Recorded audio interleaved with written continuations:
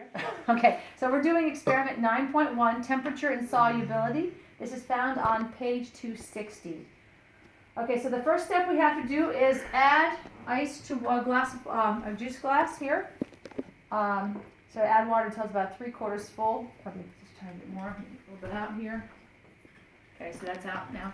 All right, so that's 1 glass there. Then we're going to turn on the faucet to its hottest setting, and we're going to, which I just did. So we're going to fill this one with as hot water as possible. Just about there. That's as hot as it's going to get. 3/4 full on that. Okay, so then we have our ice cold water and our hot water. Next, we have to get a can of soda out. Can you help read it? Okay, so open the can of soda and then hold test tubes in the same hand over the sink. We're basically going to fill up 2 test tubes so they're completely full.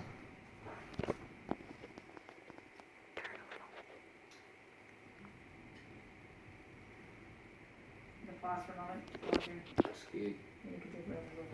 Yes. Okay, so the From next the step. can, actually, not from the beakers. Nothing here. Okay, so what we're going to do now, it says, they basically are filled. Once this dies down, add till both test tubes are completely full. Okay, so I'm going to cover the opening of 1 test tube with my thumb, actually my other finger, and invert it. Since your thumb is covering the opening, no soda pop should spill out. So 1 second. completely covering it over.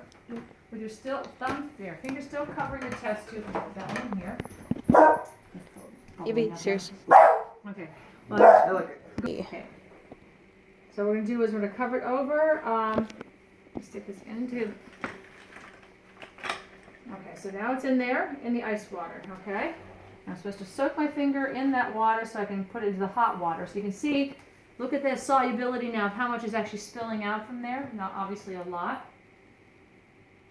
And then we're going to do the next one here. Let's see here. Okay, so it says now I'm on to step number 9. Soak your finger used to cover the test tube in ice water for a moment and get it cold, and repeat 7 and 8 with the other test tube in the hot water. Okay, so here we go. So now this is covering here, and we're going to put it into the hot water and do the same thing. Okay, so now I'm going to get this close up on what's going to actually happen here. The test tubes are in. It says the picture should now look like the experiment on the right. You can see that as the soda is going down, how quickly it's going down. Look at the solubility in the water. As it observe both test tubes for a few minutes, record the differences between them. So we're going to let this go for a few minutes. I'm going to get a close up on there and see. Wow, look at that one. It's fizzing quickly in that one. But Yeah, actually, if you get close up, it's really slow moving here. Look at in this one here, it's barely moving. This one is fizzing right down and going out.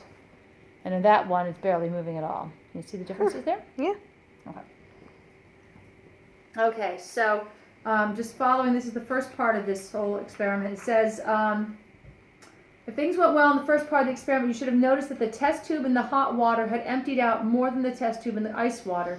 You probably saw a lot of bubbles in the hot test tube, and those bubbles rose to the top, pushing the soda pop down into the hot water. This happened a bit in the other test tube as well, but not nearly as much.